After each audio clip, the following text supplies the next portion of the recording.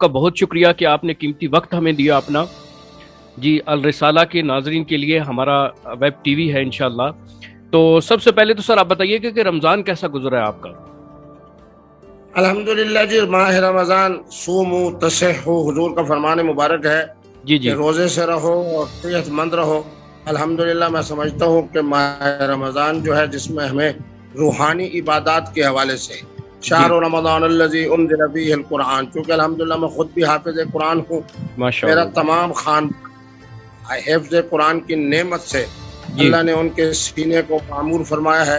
تو اس لیے جناب آخری جو عشرہ تھا اس کے اندر تو ہر گھر کے اندر الحمدللہ تکبیر قرآن کی محافل ہو رہی ہے، اور الحمدللہ قرآن مجید کو بار بار زیارت کرنے کا، پڑھنے کا، نوافل میں، تراویح میں، قیام اللیل میں خوب موقع ملا، غور و فکر کرنے کا موقع ملا.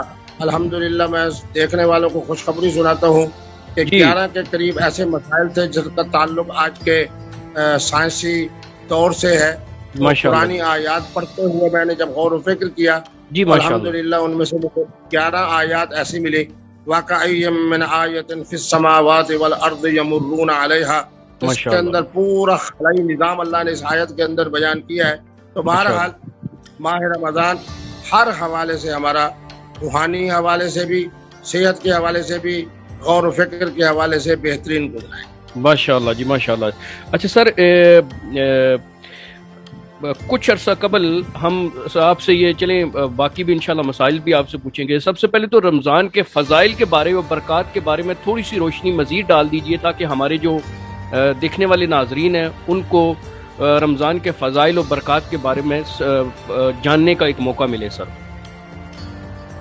محترم جی، حقیقت ہے کہ قمری سال ہو یا عیسوی سال ہو، اس کے مہینے 12 ہوتے ہیں. اسنا عشر شہرا اللہ کا قرآن کہہ رہا ہے. ماہ رمضان کے لیے سب سے بڑا اعزاز یہ ہے کہ باقی 11 مہینوں کے نام قرآن حکیم میں نہیں ہیں. شہر رمضان، رمضان کے مہینے کا تذکرہ اللہ نے اپنی کتاب، اپنی کلام یعنی قرآن مجید میں فرمایا. جی. پھر سب سے بڑی جو اسے اعزاز حاصل ہے وہ یہ کہ اس ماہ رمضان کے آغاز سے پہلے جب آخری جمعہ تھا ماہ شعبان کا، تو حضور نے ایک خطبہ عطا فرمایا. وقت بڑا مختصر ہے، اسی خطبے کے کلمات میں پڑھ لیتا ہوں، سننے والے یقیناً اس کے مفہوم کو سمجھ جائیں گے. یا ایھا الناس قد اذلکم شہر عظیم شہر مبارک شہر فیہ لیلۃ خیر من الف شہر تنزل الملائکۃ والروح فیہا باذن ربہم اولہ رحمہ اوسطہ مغفرہ وآخرہ عتق من النار. یہ ساری وہ نعمتیں حضور نے بیان فرمائی. کسی کے استقبال کے لیے میرے نبی رحمت کا اس طرح کے کلمات کا فرمانا، میں سمجھتا ہوں کہ ماہ رمضان کے لیے بہت بڑے اعزاز کی بات ہے. اور پھر ماہ رمضان جب جا رہا تھا اور وہ جو ہمارا خطبہ ہوتا ہے جمعۃ الوداع کا، وہ بھی آج تک الحمدللہ ہمارے سینوں میں محفوظ ہے. فرمایا الوداع الوداع یا شہر رمضان الوداع. پھر اس طرح حضور نے اپنی طرف سے محبت کا اظہار فرماتے ہوئے ماہ رمضان کو بڑے اعزاز و اکرام کے ساتھ روانہ کیا. پھر اللہ کی بارگاہ میں اس کی حاضری. پھر فرمایا قد کان ضیفا من عند ربکم، تمہارے رب کی طرف سے بطور مہمان کے آیا تھا.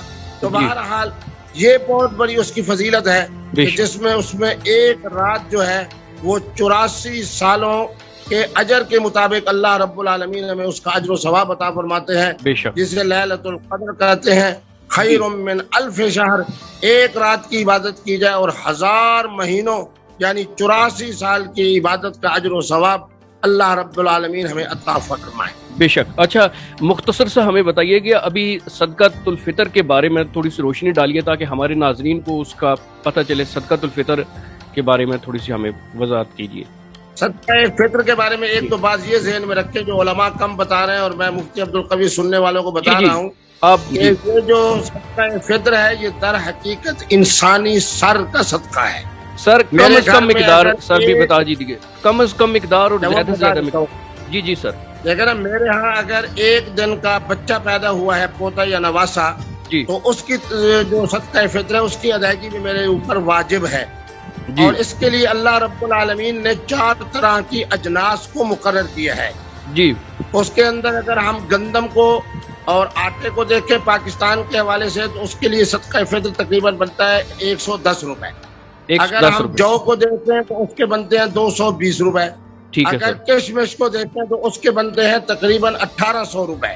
تو اس کا معنی یہ ہے کہ اہل یورپ اور ہمارے مختلف ممالک میں رہنے والے جو ہمارے اہل اسلام ہیں جنہیں اللہ رب العالمین نے ماشاءاللہ اہل خیر ہیں، اہل ثروت ہیں، تو وہ کشمش کی بنیاد کے اوپر 1800 روپیہ فی فرد سے اپنا بھی، اپنی اہلیہ کا بھی، اپنے بچوں کا بھی، اپنا جو ڈرائیور ہے وہ بھی، اپنے گھر کے اندر جو رہنے والی ملازمین یا ملازمات ہیں سب کی طرف سے صدقہ فطر ادا کرنا ہوگا. اور صدقہ فطر عید الفطر کی نماز سے پہلے ادا کر دیا جائے تو یہ انتہائی مستحسب اور مستحسن ہے اور مستحب ہے. اچھا سر، عید والے دن بھی ادا کیا جا سکتا ہے صرف عید کی نماز سے پہلے یا نہیں؟ دیکھیں جی، اس کی مختلف صورتیں ہیں. ہمارے ہاں دونوں صورتیں ہوتی ہیں. جاتے ہوئے راستے میں جو لوگ ملے فقراء و مساکین انہیں بھی دے دینا، اس سے پہلے عیدی کے نام پر دے دینا. اور جس وقت عید کی نماز پڑھ لی جائے، پھر چونکہ ہمارا خانقاہی نظام ہے، سینکڑوں کی تعداد میں لوگ ملنے کے لیے آتے ہیں، تو ان میں سے جس کو مستحق دیکھا اور ساتھ ساتھ اس کو جناب صدقہ فطر ہم ادا کرتے رہتے ہیں. تو یہ سب صورتیں شریعت میں موجود ہیں. یہ آدمی اپنے حالات کے مطابق فیصلہ کرے گا کہ کس وقت میں دوں تاکہ اس کے مطابق جو ہے اس کی ادائیگی درست ہو سکے. اور سب سے بڑی بات یہ ہے کہ صدقہ فطر جو کہ سر کا صدقہ ہے، اس لیے بڑی خوشی کے ساتھ، بے شک بڑی متانت کے ساتھ، بڑی بشاشت کے ساتھ دینا چاہیے. جس طرح کے حالات ہوں، مسجد کی طرف جاتے ہوئے، عیدگاہ کی طرف جاتے ہوئے دیا جائے تو یہ بھی بہتر ہے. واپس آ کے جو دوست ملنے کے لیے آئے ان میں جو غربا اور مساکین ہیں ان کو دیا جائے. عید سے ایک دن پہلے دے دیا جائے. جو شکل بھی اختیار کی جائے اللہ کی رضا کے لیے ہو، اخلاص کے لیے ہو، اخلاص کے ساتھ ہو، تو یقیناً ہر طرح کی ادائیگی اللہ کے ہاں بہت بہتر اور قیمتی ہے. بہت شکریہ. اچھا سر، میرا تعلق میرپور آزاد کشمیر سے ہے، میں کشمیری ہوں، تو کشمیر کے لیے بھی ہم آواز اٹھاتے رہتے ہیں اپنے چینل پہ. تو میں سب سے پہلے چلے کشمیر سے بھی کے متعلق بھی آپ سے میں بات پوچھنا چاہوں گا. تھوڑا سا میں بیت المقدس مسجد اقصیٰ، آپ کو پتہ ہی ہے ریسنٹ رپورٹ آ رہی ہیں، شاید جو یہودی ہیں وہاں پہ انہوں نے قبضے کی کوشش کی ہے یا کر لیا گیا ہے. تو امت مسلمہ کیا جو ری ایکشن ہے یا وہ رد عمل کوئی خاص نہیں ہے، آپ اس بارے میں کیا کہنا چاہیں گے؟ محترم لوگ مفتی عبدالقوی صاحب کو اس لیے سنتے ہیں کہ میں ہمیشہ حقائق کی بنیاد پہ بات کرتا ہوں. بالکل. بات یہ ہے کہ آج کا مسلمان نہایت کمزور ہے جی، اور آج کے زمانے میں کفر اور استعمار نہایت مضبوط ہے جی. ان دو چیزوں کو ہم ذہن میں رکھیں گے تو مسلمانوں کے اوپر جو اس وقت ظلم ہو رہا ہے اس کا بھی خاتمہ ہوگا، ہم بھی اپنے سائز میں رہیں گے. بات یہ ہے کہ اس ظلم و بربریت کی جتنی مذمت کی جائے اتنی مذمت یہ کم ہوگی جی، کیونکہ درندہ ہے، اور درندگی اور بہیمیت نے جس طریقے پہ انڈیا کے اندر کشمیر کے اوپر ہونے والے ظلم کو اللہ رب العالمین نے جو کورونا کی صورت میں جو کیفیت بھارت کی ہمارے سامنے آئی اور انسانیت کے سامنے آئی جی، ہر انسان چاہے وہ جس دین اور دھرم اور مذہب سے تعلق رکھتا ہے اس کو یہ بات معلوم ہو گئی ہے جی کہ جناب یہ انڈیا کی طرف سے ہونے والا جو مظلوم کشمیریوں پر ظلم تھا اللہ نے اس کا بدلہ لیا ہے ان بد نصیبوں سے جو جناب اپنے ملک میں رہنے والے انسانیت کے لوگوں کو صرف اس وجہ سے جناب کا ظلم کو ستم کا نشانہ بنا رہے ہیں کہ ان کے سینے کے اندر کلمہ طیبہ ہے. بہرحال یہی کیفیت یہودیت کی ہے اور مجھے یقین ہے کہ انشاءاللہ یہ جو چائنا ہے یہ اس اسرائیل کے لیے اسی طرح ثابت ہوگا کورونا کی صورت میں عذاب بن کر جو اس وقت وہ فلسطینیوں کے اوپر ظلم کر رہے ہیں. ظلم ہے. سیدنا علی کا فرمان ہے کہ اللہ کفر کو اور شرک کو معاف کر دیتے ہیں، ظلم کو معاف نہیں کرتے. اسی طرح کا جو ظلم کشمیر میں ہو رہا ہے فلسطین میں اب کئی دنوں سے جاری ہے، ہم بحیثیت مسلمان اور انسان کے اس کی مذمت بھی کرتے ہیں اور ساتھ اللہ سے دعا بھی کرتے ہیں. یہ دعا بھی اس لیے کر رہے ہیں کہ ظالم کے ظلم کے خاتمے کے لیے دعا کرنا یہ بھی میرے نبی رحمت کی سنت مطہرہ ہے. ہم دعا کرتے ہیں کہ ماہ رمضان کے ان مقدس لمحات میں اللہ رب العالمین اسرائیل کو اسی انجام تک پہنچائے عذاب کی صورت میں جس طرح کے کورونا کا عذاب بھارت میں آیا اور امریکہ میں آیا، برازیل میں آیا.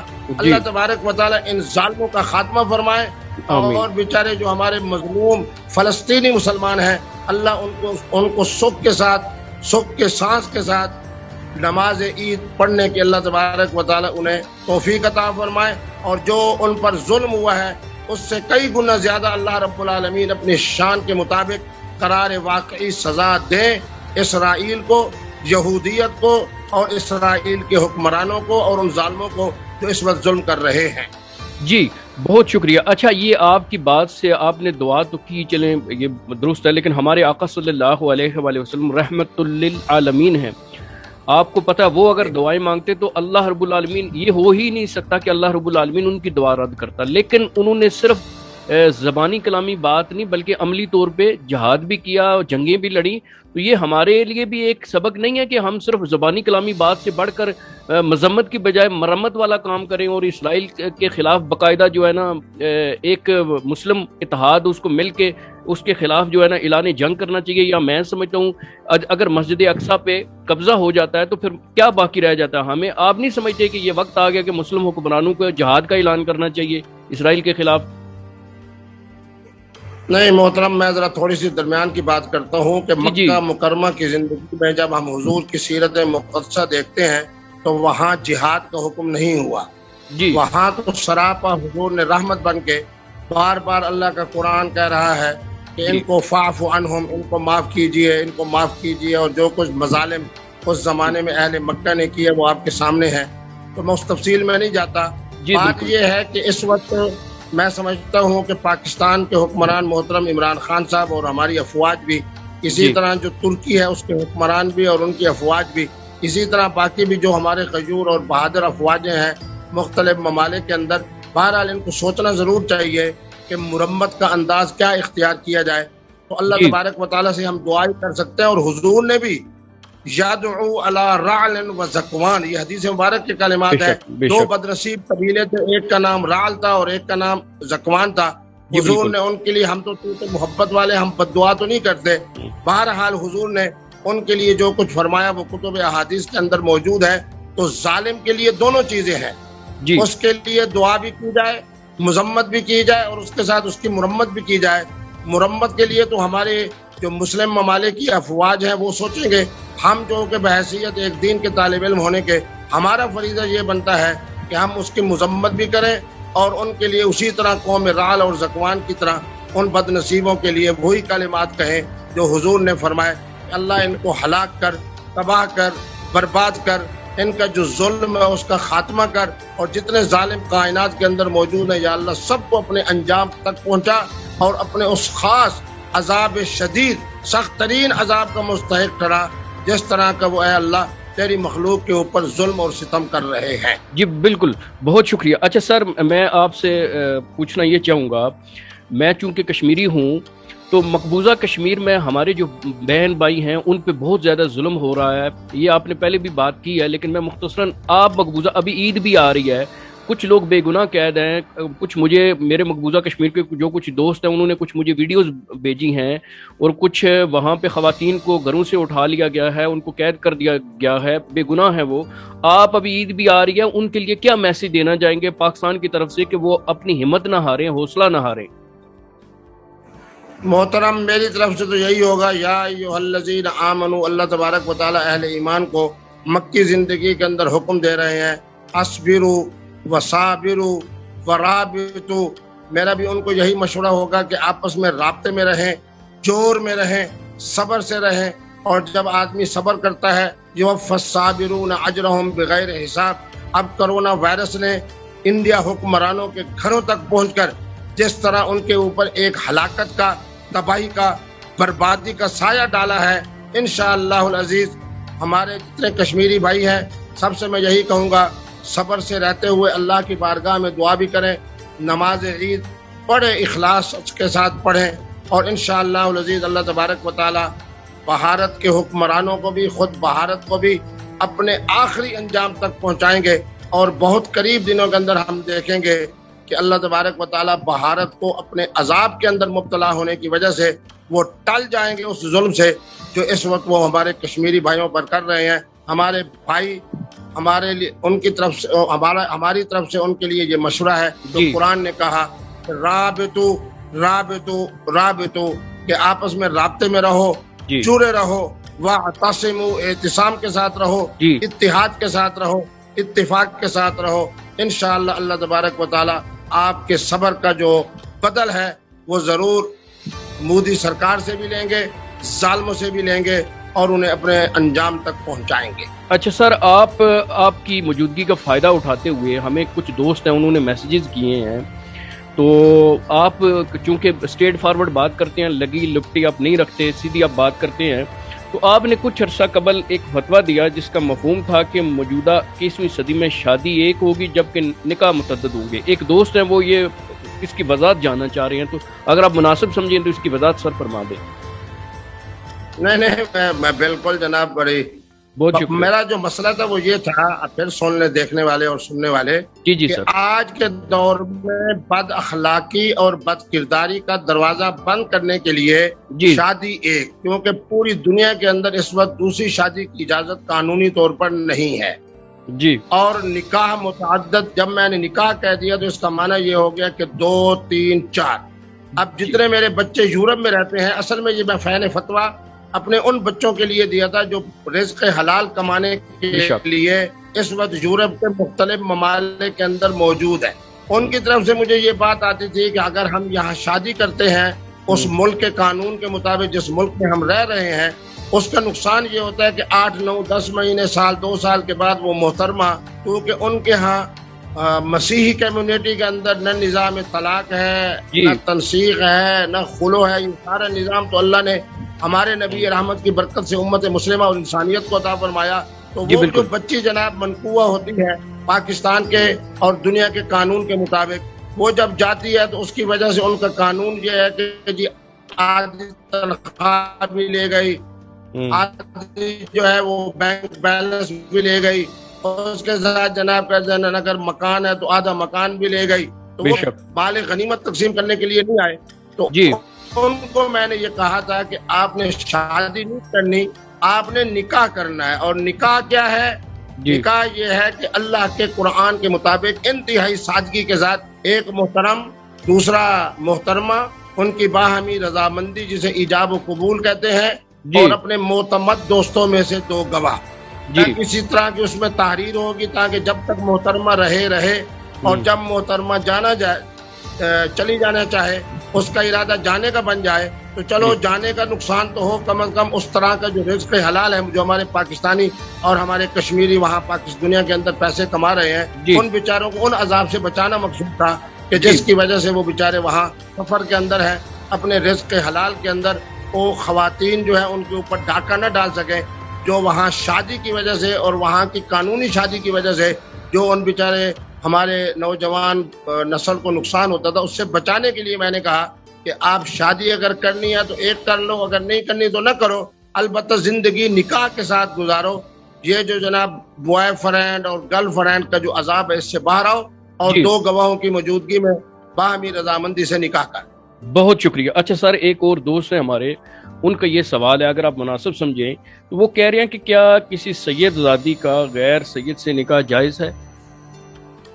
بہت عمدہ آپ نے سوال کیا. مجھ سے بھی اہل یورپ کے اندر بہت دوستوں کے احباب کے یہ سوالات آتے تھے، کیونکہ اللہ معاف فرمائے اب جتنے ہمارے دنیا جو ہے وہ چونکہ ایک بستی اور گلوبل ہے، اب تو دین اور دھرم کو درمیان میں نکاح کے وقت جو ہے اس کو تو اللہ معاف فرمائے نہ مانا جا رہا ہے نہ تسلیم کیا جا رہا ہے. ہمارے اکابر کی تحقیق یہ ہے، اور میں سمجھتا ہوں سب سے بہترین تحقیق ہے آج دنیا کی اس زمانے کے اندر، وہ یہ ہے کہ جس طرح سید ہونا ایک اعزاز ہے، اسی طرح عالم دین ہونا، مفتی ہونا، اہل دین ہونا، اہل تقوی ہونا، اہل خیر ہونا، اہل ثروت ہونا، حافظ قرآن ہونا، اپنے علم کے حوالے سے بہت سکالر ہونا، یہ بھی بہت بڑا اعزاز ہے. اس لیے فرمایا کہ سید زادی سے نکاح صاحب اعزاز کا ہو سکتا ہے، جو حسب کے حوالے سے بہتر ہو، نسب کے حوالے سے بہتر ہو، علم کے حوالے سے بہتر ہو، دین کے حوالے سے بہتر ہو. تو اس طریقے کا نکاح باہمی طور پر درست ہے کہ یعنی سید زادی کے ساتھ اس شخص کا نکاح ہو سکتا ہے، اور وہ شخص نکاح کر سکتا ہے جسے اللہ نے اعزازات میں سے کوئی نہ کوئی فضیلت اور اعزاز عطا فرمایا ہو. اس کا سید ہونا شرط نہیں ہے. اس کا سید ہونا شرط نہیں، کیونکہ سید ہونا جیسے ایک باعث فخر بات ہے، اسی طرح عالم ہونا، مفتی ہونا، متقی ہونا، اہل دین ہونا اور حسب و نسب والا ہونا یہ بھی اعزاز ہے۔ تو دونوں اعزاز کو ذات کو مل کر باہمی طور پہ نکاح درست ہے، خواہ مرد جو ہے وہ سید نہ بھی ہو۔ بہت شکریہ جی۔ اچھا سر، فرانس نے ہمارے آقا صلی اللہ علیہ وآلہ وسلم کی شان میں گستاخی کی ہے، تو آپ کو پتہ ہی ہے ابھی فرانسیسی سفیر کو نکالنے کے لیے پرتشدد مظاہرے بھی ہوئے ہیں، تو آپ کی رائے میں فرانسیسی سفیر کو پاکستان سے نکال دینا چاہیے یا پھر پاکستان کو پوری مسلم دنیا کو اکٹھے کر کے کوئی لاہ عمل بنانا چاہیے، اکیلے پاکستان کو ڈیسیژن نہیں لینا چاہیے؟ آپ کیا کہتے ہیں اس بارے میں؟ دیکھیں جی، بات یہ ہے کہ میں تو اس بات پہ حیران ہوں، آپ بھی ماشاءاللہ صاحب مطالعہ ہوں گے۔ جی فرانسیسی مستشرقین نے سب سے زیادہ اسلام کی، قرآن کی، احادیث مقدسہ کی اور حضور کی سیرت کی خدمت کی ہے۔ جی میں حیران ہوں کہ فرانس کے ان لوگوں کے اوپر جن کو اتنی عقل نہیں کہ انہی کے اپنے فرانسیسی جب دی 100 کے نام سے دنیا انسانیت کے عظیم افراد کا نام لکھتے ہیں تو اس میں سب سے پہلے لکھتے ہیں محمد۔ جتنی فرانسیسی مستشرقین کی طرف سے دی 100 کے نام سے اب تک میں نے 2 کتابوں کو مطالعہ کیا ہے اور زیارت کی ہے، انہوں نے حضرت عیسیٰ کو 11ویں نمبر پہ اور 17ویں نمبر پہ رکھا ہے، اور ہم سب کے نبی رحمت کو انہوں نے پہلے نمبر پر لکھا ہے اور اس کا ریزن بھی لکھا ہے۔ جی لیکن مجھے حیرانی کی بات یہ ہے کہ وہاں کی حکومت کی بدبختی دیکھیں، وہاں کے وزیر اعظم نے اگر ان سے کوئی نرم گوشہ رکھا ہے تو اس کی بدبختی دیکھیں۔ جن بدبختوں نے جناب کارٹون بنائے ہیں، میرے نبی رحمت تو سراپا رحمت بن کر تشریف لے آئے ہیں، اور دی 100 والوں نے خود اس بات کو لکھا ہے کہ تاریخ انسانی میں محمد جیسا انسان ہمیں نظر نہیں آتا۔ میں سمجھتا ہوں کہ پتہ نہیں کون سی ان کے وہ دماغ کے اندر ایک فطور سا بنا ہوا ہے۔ باقی امت مسلمہ کو مل کر جو قدم اٹھانا ہے اس میں خیر بھی ہوگی، برکت بھی ہوگی۔ محترم عمران خان صاحب اس کے لیے محنت بھی کر رہے ہیں۔ انشاءاللہ العزیز امت مسلمہ کے جتنے حکمران ہیں ان کی جب قیادت و سرپرستی ہمارے محترم عمران خان صاحب فرمائیں گے انشاءاللہ اس قدر عظیم پیغام جائے گا کہ آج کے بعد میں سمجھتا ہوں کہ کوئی فرانسیسی یا کوئی بھی غیر مسلم یا کوئی بھی مسیح اس طرح کی جہالت کا، اس طرح کی جناب اپنا حماقت کا ثبوت نہیں دے گا، انسان بن کر رہیں گے۔ میں تو حیران ہوں مسیح اپنے بھائیوں سے کہ ہمارے مسیح بھائی تو ہمیشہ ان کا امت مسلمہ کے ساتھ تعلق بڑا پیار کا رہا ہے۔ میرے قرآن نے مسیحیت کی تعریف کی ہے، اور مسیحیت کو لیے تو اللہ رب العالمین نے ان کے جو نبی رحمت ہیں جن کا نام حضرت سیدنا عیسیٰ یسوع مسیح ہے، ان کے پیغامات کے اندر بھی انتہائی محبت کی بات، رواداری کی بات، صلح کی بات ہے۔ پتہ نہیں کہاں سے یہ جناب لوگ آ گئے ہیں جو بد مذہبی ہیں، بد عقیدہ بھی ہیں، جاہل بھی ہیں، احمق بھی ہیں، اور اپنی حماقت کی وجہ سے اس طرح کے کام کر رہے ہیں۔ امید ہے کہ اس کے بعد انشاءاللہ فرانس کے حکمرانوں کی طرف سے یا فرانس کے کسی فرد کی طرف سے اب انشاءاللہ کبھی گستاخی نہیں ہوگی۔ ٹھیک ہے۔ اچھا سر، ایک دوست نے ان کا یہ سوال ہے کہ اب چونکہ آپ بس ہم انشاءاللہ تھوڑی دیر میں بس آپ سے، کیونکہ آپ کے پاس وقت نہیں ہے تو آپ کو انشاءاللہ اجازت دیں گے۔ سر، اسلام میں عورت کی حکمرانی یہ جائز ہے یا جائز نہیں ہے؟ یہ ایک دوست پوچھ رہے ہیں سر۔ میں بڑے آپ اسٹیٹ فارورڈ ہیں سر، آپ اسٹیٹ فارورڈ ہیں، اس لیے انہوں نے کہا کہ مفتی عبدالکبیر صاحب سے ہی ہمیں بہترین جواب مل سکتا ہے۔ میں بڑے ادب کے ساتھ کہوں گا، ام المومنین سیدہ عائشہ صدیقہ سلام اللہ علیہا قدمی ہوں، آگے کی گفتگو میں نہیں کر سکتا، تو بہرحال اس میں کیا ہوا، امت مسلمہ کو فائدہ ہوا یا کیا ہوا یا جو کچھ ہوا، بہرحال بی بی صاحبہ کا قیادت فرماتے ہوئے تشریف لے کر جانا یہ اس بات کا ثبوت ہے کہ ہر طرح کی حکمرانی کے لیے عورت اپنی میرٹ کی بنیاد پر اور صلاحیت کی بنیاد پر امت مسلمہ کے اندر حکمران بھی بن سکتی ہے اور ہر طرح کی قیادت بھی کر سکتی ہے۔ ٹھیک ہے۔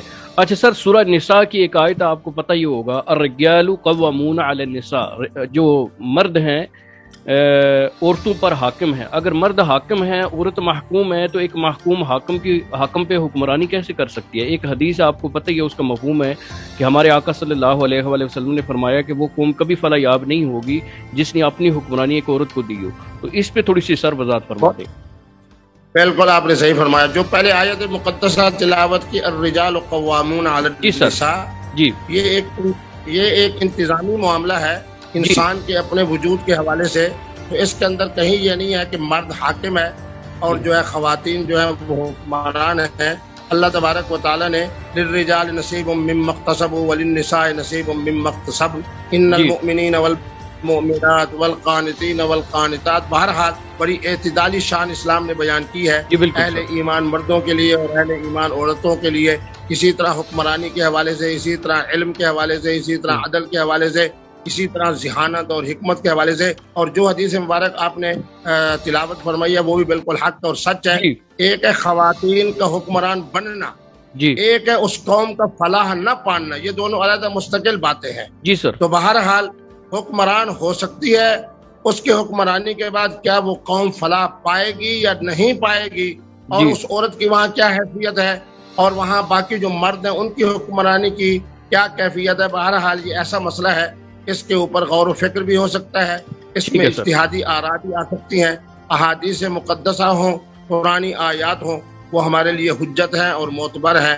بہرحال اس آیت پاک کے اندر کہیں یہ مفہوم نہیں ہے کہ مرد ہمیشہ حاکم رہے گا، عورت ہمیشہ محکوم رہے گی. یہ ترجمہ نہیں ہے. بہرحال یہ ایک انتظامی معاملات کے حوالے سے گفتگو ہے. ٹھیک ہے. اچھا سر، اسی بات کو تھوڑا سا بس ایک دو سوال بس رہ گئے، پھر انشاءاللہ آپ پتہ ہے آپ مصروف بھی ہیں.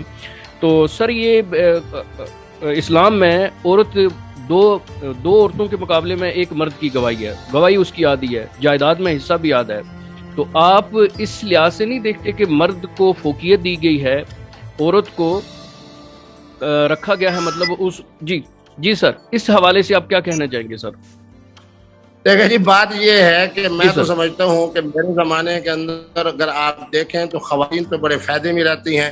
بحیثیت والدہ کے بھی اللہ نے انہیں وراثت دی، اس کے بعد بحیثیت بیوی کے بھی وراثت دی. پھر سارا نان و نفقہ اللہ نے خامند کے ذمہ لگایا.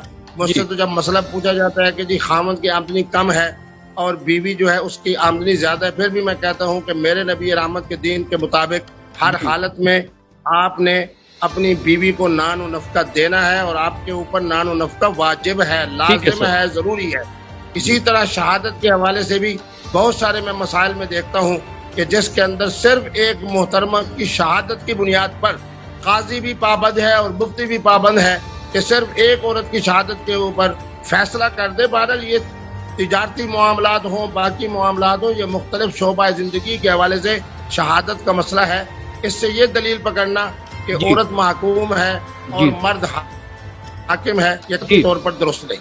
ٹھیک ہے سر، ٹھیک ہے سر، ٹھیک ہے آپ کا نقطہ.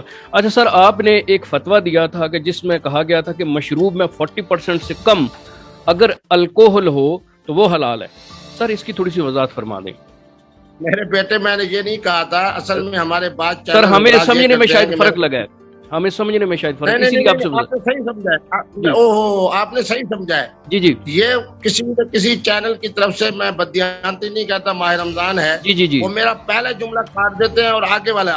میں نے یہ کہا تھا کہ سعودی عرب کے اندر جس طرح آج کل کچھ آزادی کے معاملات چل رہے ہیں، تو وہاں کے ہمارے جو پاکستانی ہیں اور عربی حضرات ہیں انہوں نے مجھ سے رابطہ کیا اور مجھے کہا کہ بہت سارے مشروبات ہیں جن کے اوپر لکھا ہے الحلال الحلال الحلال. جب میں نے تحقیق اور ریسرچ کی تو پتہ یہ چلا کہ قطر کے اور مراکش کے اور مصر کے چند اہل علم نے یہ بات کہی ہے کہ الکوہل کے حوالے سے کہ الکوہل اگر 40% سے کم ہو تو وہ جناب حلال ہے، اگر 40% سے زیادہ ہو تو وہ مشروب حرام ہے. میں نے ان کی بات جو میرے علم میں آئی اور میرے معلومات میں آئی بڑی جرات کے ساتھ آپ کے پروگرام میں کہتا ہوں، میرے نزدیک ہر وہ مشروب اور ہر وہ چیز جو انسانی خمار کا ذریعہ بنے اور انسانی عقل کے اوپر اس کے خمار کے منفی اثرات مرتب ہوں. میں نے تو یہاں تک کہا کہ ہمارے انڈیا اور پاکستان کے جو علماء